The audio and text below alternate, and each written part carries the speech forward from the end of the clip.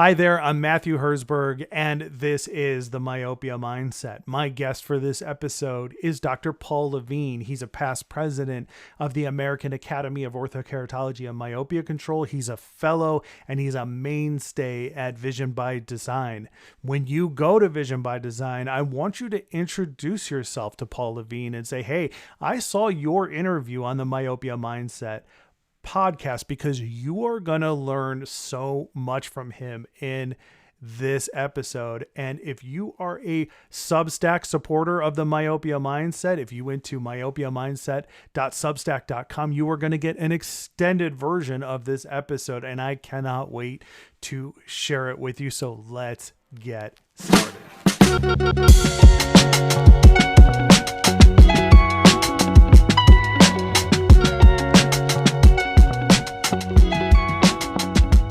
All right, welcome to the Myopia Mindset. This is a podcast where myopia matters, yes, but also what matters is the mindset of the practitioners who are addressing and treating myopia.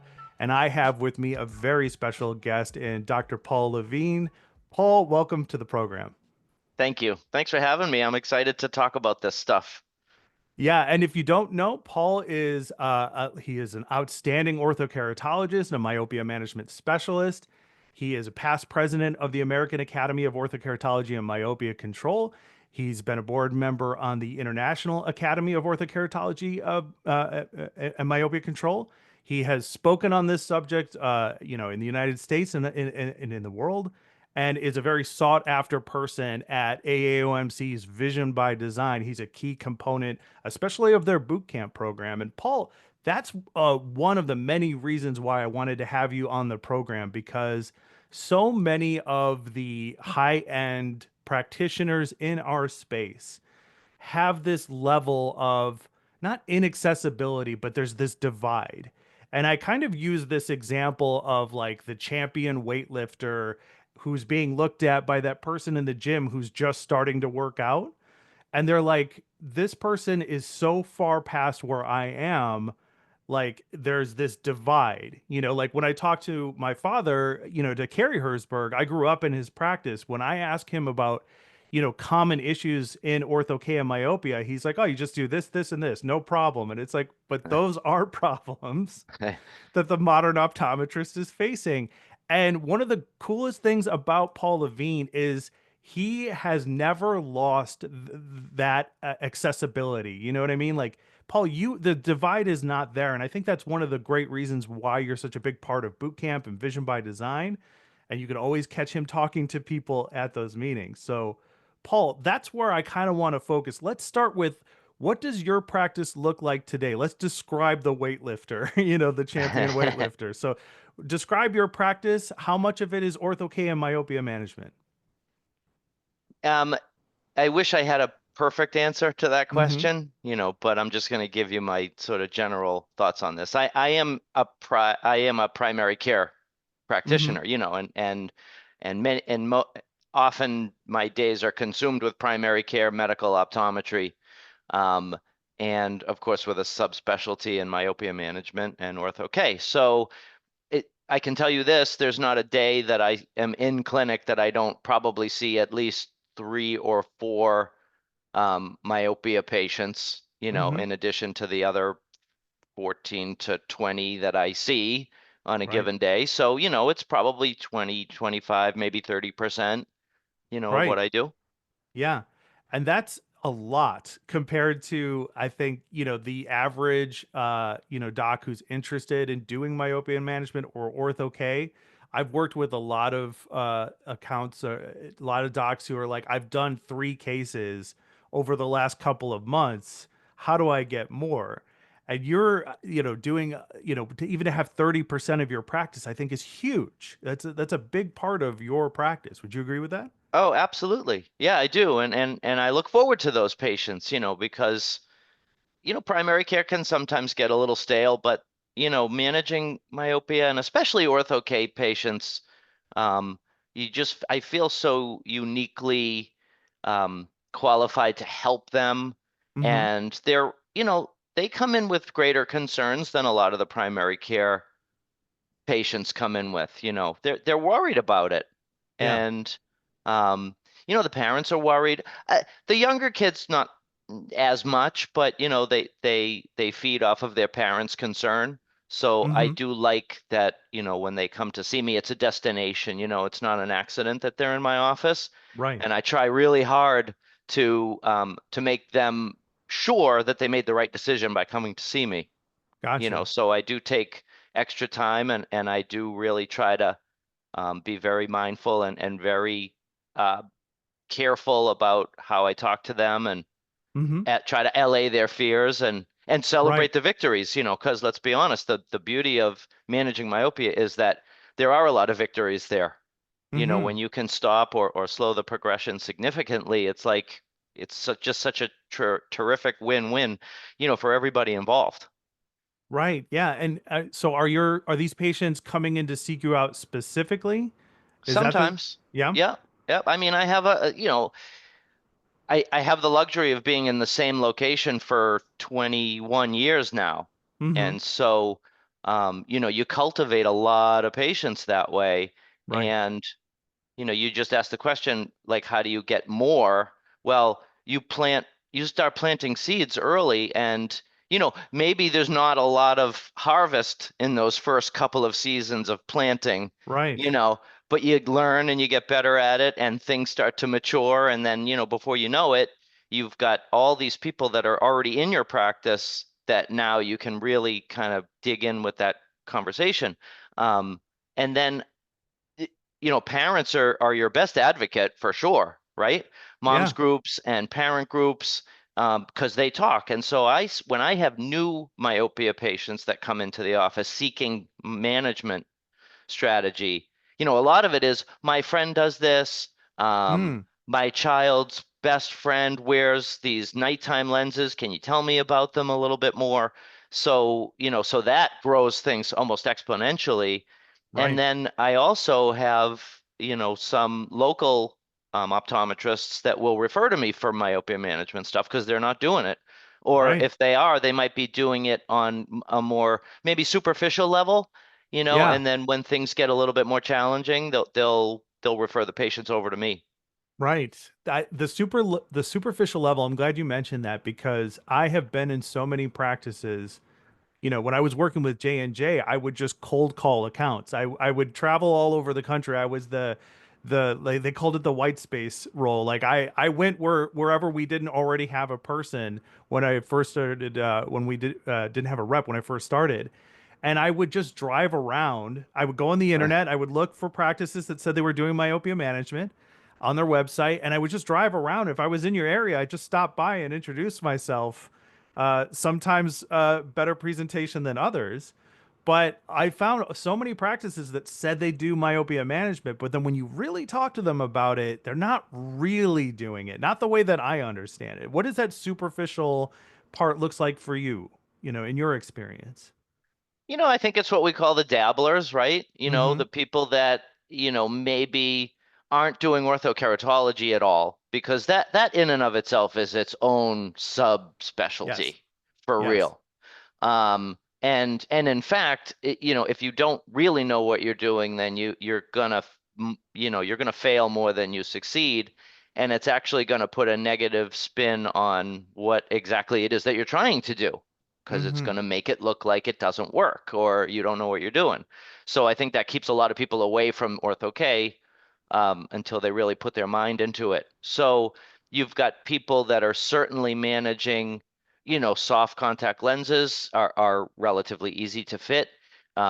Managing a myopia management case with a soft lens is not necessarily easy to do, but Right. fitting a lens and putting a lens on an eye and keeping your fingers crossed and hoping for the best, I think is what a lot of doctors are doing. And that's okay, because at least they're doing something. Doing something Right. is better than doing nothing. You've got a lot of doctors that might be prescribing atropine, and that's another good thing, but maybe they don't have a biometer. Maybe they're not actually measuring axial length. They're just looking at refractive status, and so that's, I think, the superficial level. You Yes. know. Yeah. There's so many practices I've been in where it really comes down to just the language, but are they actually talking about it with their patients?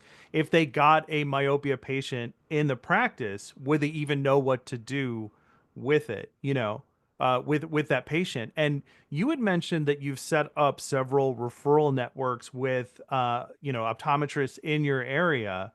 I want to go into that a little bit because that is often a very intimidating prospect of once you get going with ortho K specifically, but myopia management, once you really get going with it, you're looking at all these opportunities in your area of docs who are never going to do it. And that's totally fine. I'm the kind of person that says, hey, not everybody should be doing myopia management. Your associate is a dry eye specialist, if I'm not, that's their specialty. He's behavioral optometrist, That's vision what it is. therapy. Hmm. My apologies. Yes, Yeah. it's behavioral and vision therapy. Doesn't need to do myopia management. Like your associate found their specialty that works for them. You're the myopia person. They're the VT person. And so, how did you set up those referral networks? How, because ODs do not like to refer to each other. So, how did you make that Well, work? um, uh, before I get there, let me just say that one thing that is really nice about our practice, and by the way, I want to make sure that we realize like vision therapy and binocular vision anomalies are myopia management as well. Mm-hmm. Okay. Because those types of problems do drive myopia.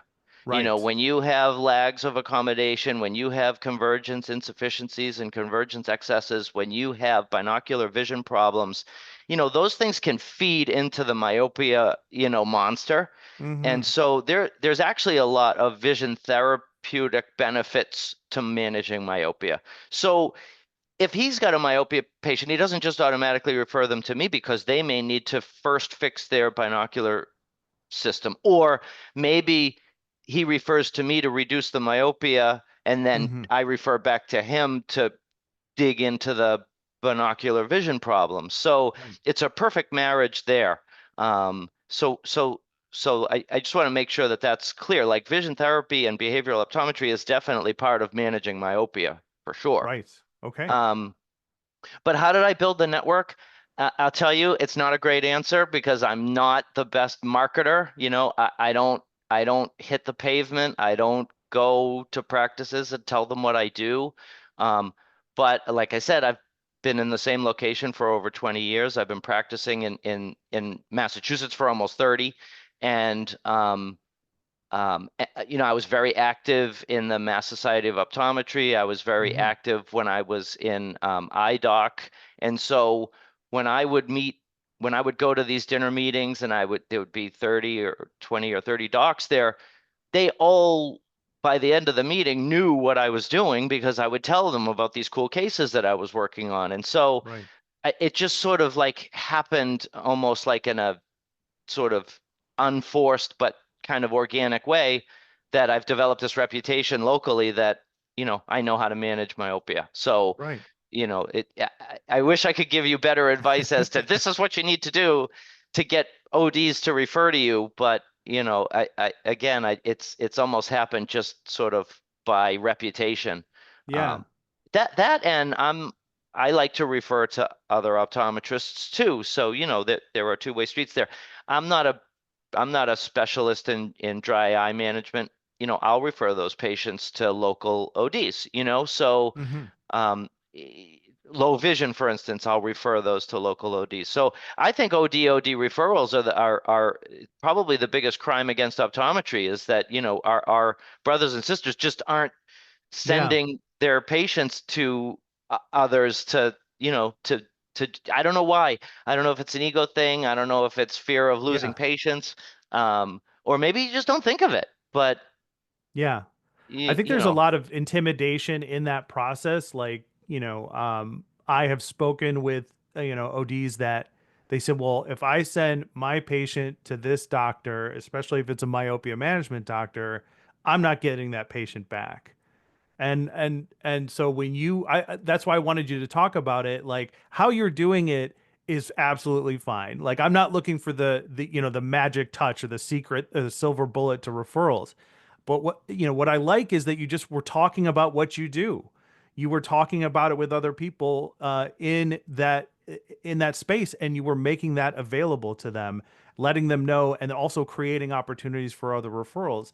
And I feel like in my personal experience, there's just that intimidation factor of like, I'm going to lose that patient. You know, would you agree with that? Yeah, I do. I think that that's a real fear. And I have the luxury of having more patients than I know what to do with. Mm-hmm. So at any given time, it might take several weeks to get an appointment to see me.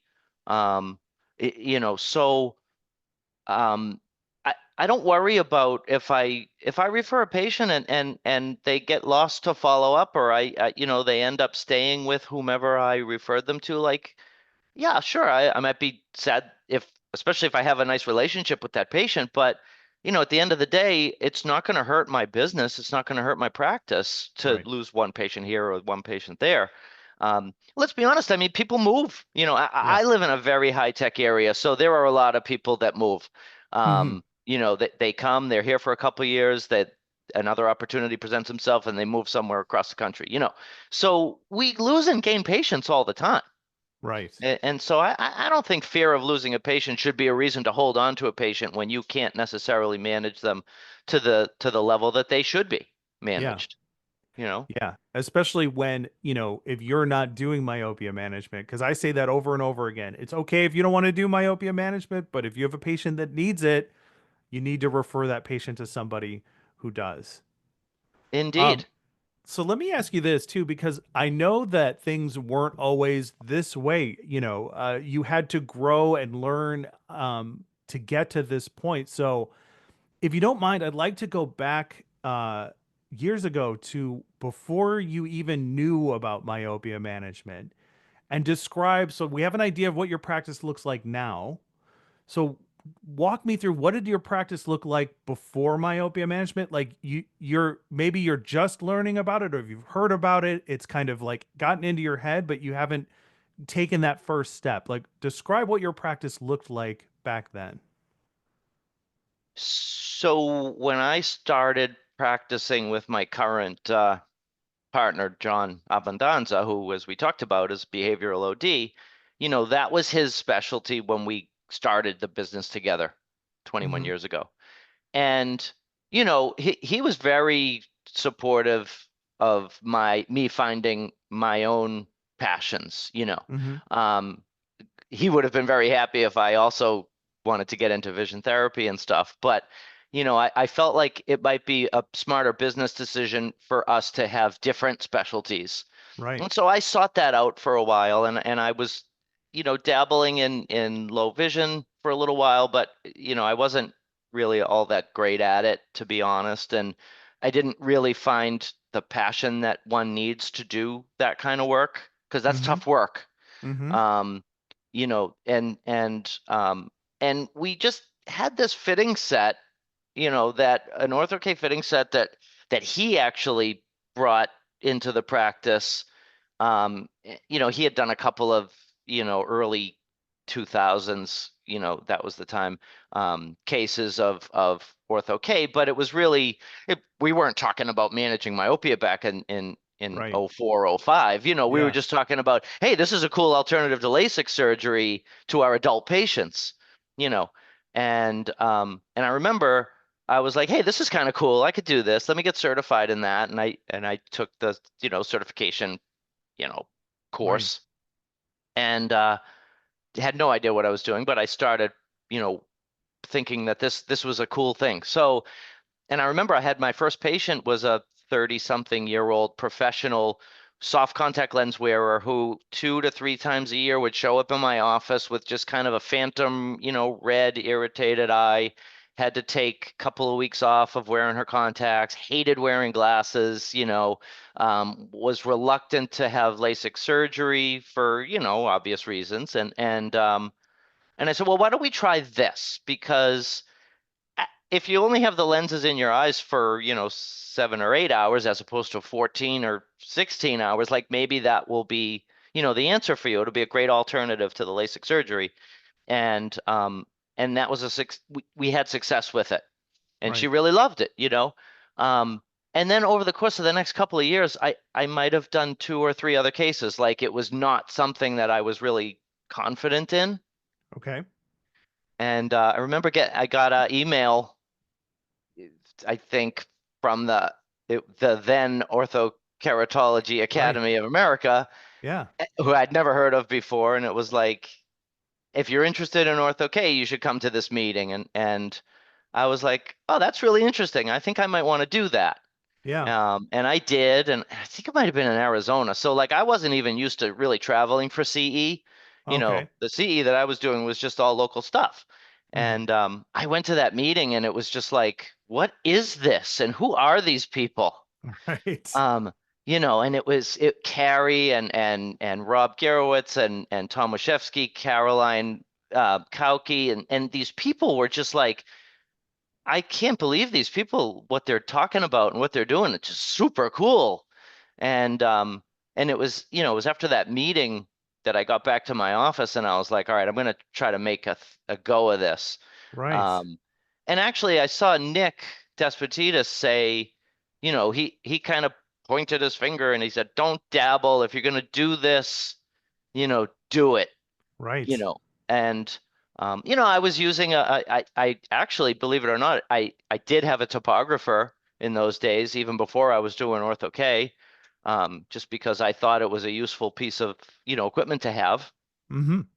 Um, but it was, I can't remember if it was at that meeting or if it was the one the next year that I went to the OAA meeting. And that's when I bought my Scout Uh-huh. topographer. And Wave was doing this thing where they were like, "Hey, if you buy a Scout topographer, we'll pay you back in lenses. You know, you're gonna drop Right. 10 or 12 grand or whatever that number was, and every month you're gonna get 2 or 4 lenses, comped to kind of offset the price." And I was like, "I'm gonna make this happen." Hmm. Like this was the motivation I needed, Right. was to justify the purchase when I already had a topographer, but I wasn't really psyched with it. It wasn't a great topographer for doing Ortho K. Yeah. And that's when it really started to flourish and then really took off. Was when I put my mind to just like, all right, I'm going to understand how to make these lenses and I'm going to use them to offset the cost of this device. And then it Right. just kept getting better and better from there. And I learned so much from colleagues, from people that share. Yeah. Um, I got into this Wave group and guys like Dave Grosswald and Peter Wilcox and Right. the Yeah. late David Bartels and they were like heroes to me. Julio Arroyo, like they taught me so much. And Yeah. then you get like super excited about it. You can't wait to like have your next patient come in and want to do it. That's a big jump. Like, going from having done a couple of cases, like Wave is custom designed lenses. It's using software to custom design lenses. And, obviously you can speak to this way better than I can, but you can change everything in a Wave design system to create custom, like this is your design of an Ortho K lens. How did you make that jump from, because I think a lot of ODs find like those custom design softwares to be extremely intimidating. How Yeah. did you make the jump from, you did a couple of cases, I believe you said with a trial set. How did you make the jump from trial set to just designing your own lenses through Wave? Well, like I said, I had a lot of guidance. I aligned myself with people that had already been using the product for Hmm. longer than I had. And so we would discuss cases and I would send my ideas and can you take a look at this design and tell me what you think about it? I spent a day, I flew down to Florida. I spent a day with Ken Mahler Hmm. and he really showed me the utility Hmm. better than I was able to figure it out on my own. Of course, I did the training modules and stuff and that was helpful.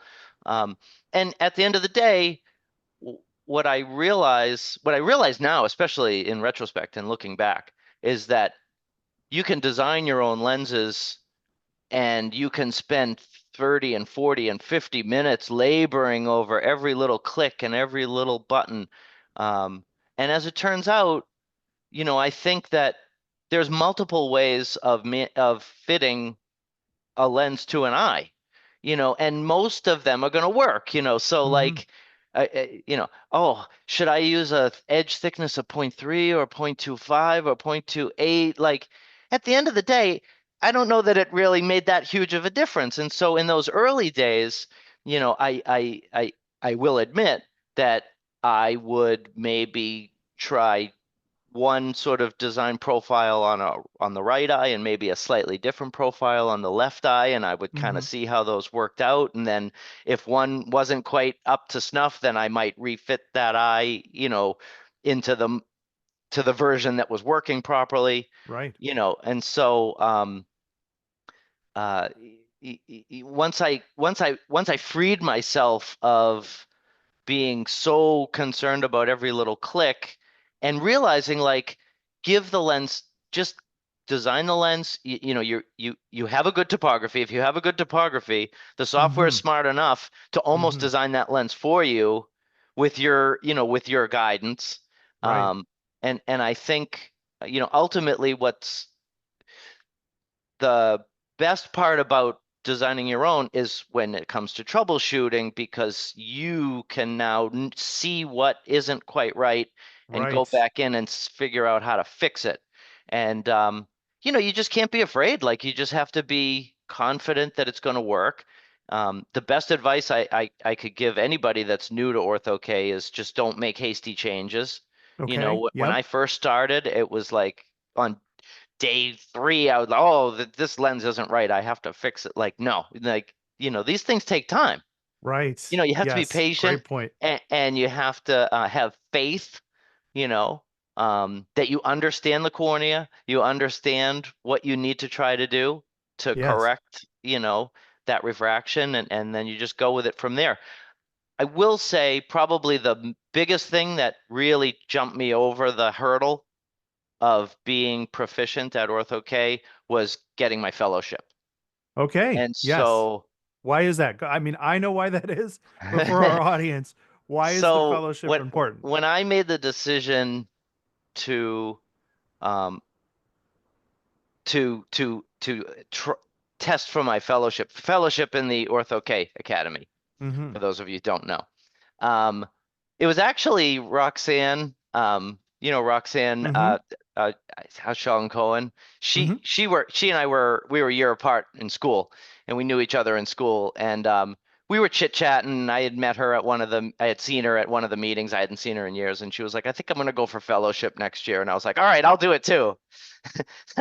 And and it was great. I learned so much. You had to prepare cases, Hmm. which meant you couldn't BS your way through it. You Right. had to not just show this is what I did, like you had to show why this is what I did, and this is how I interpreted this cornea, and this is how I dealt with this refraction, and this is how I you know, fit this lens, and this is how I troubleshot this lens, and in those days we put a study group together, um, and that's where I met Jauma, Hmm. Yep. Payune, who's one of my dearest Ortho K buddies, and I just learned so much in that process and working with people and discussing all of it, that by the time I was done presenting my cases and defending my cases, Hmm. and you'll remember back in those days, I think I filled like three of those blue like examining books of with Yes.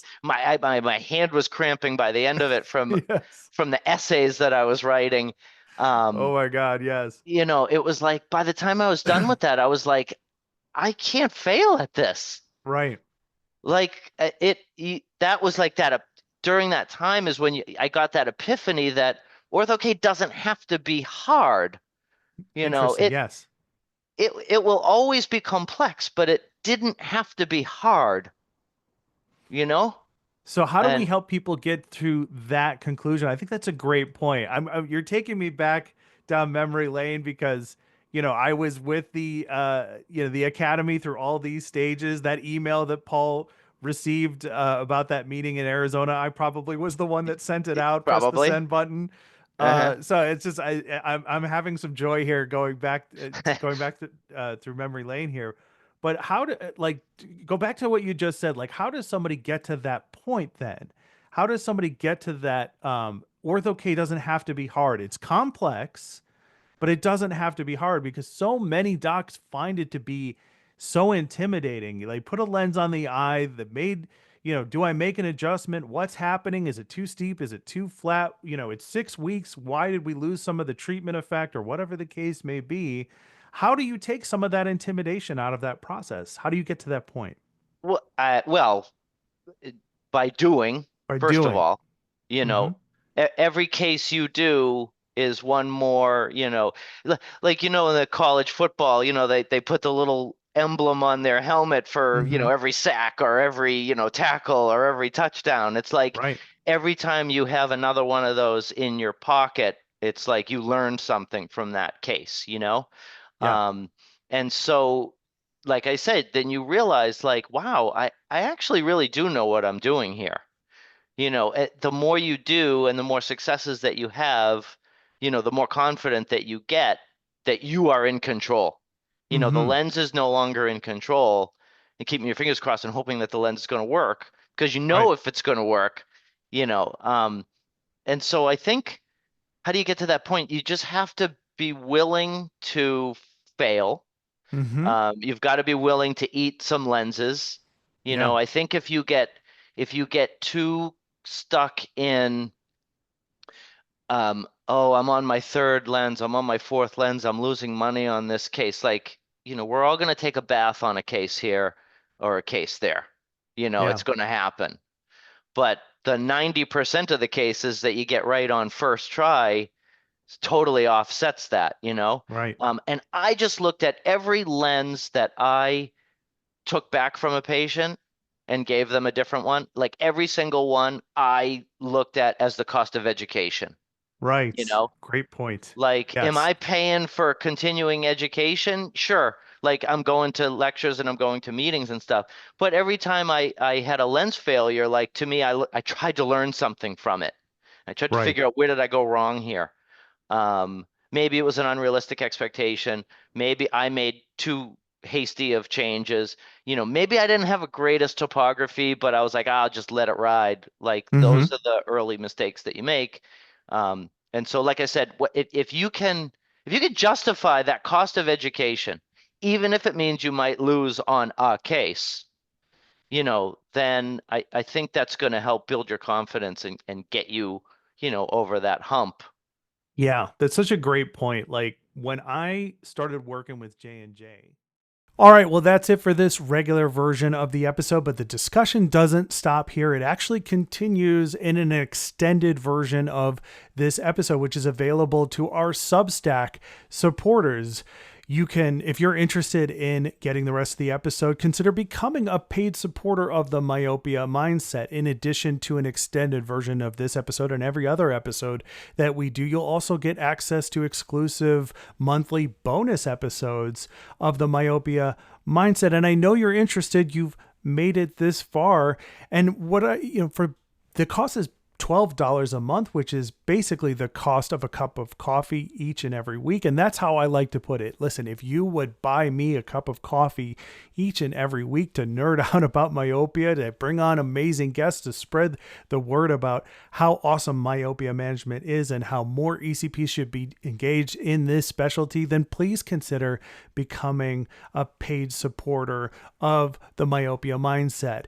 You can do so on our Substack. myopiamindset.substack.com is how you do that. Thank you so much for your consideration. I'll see you at the next one.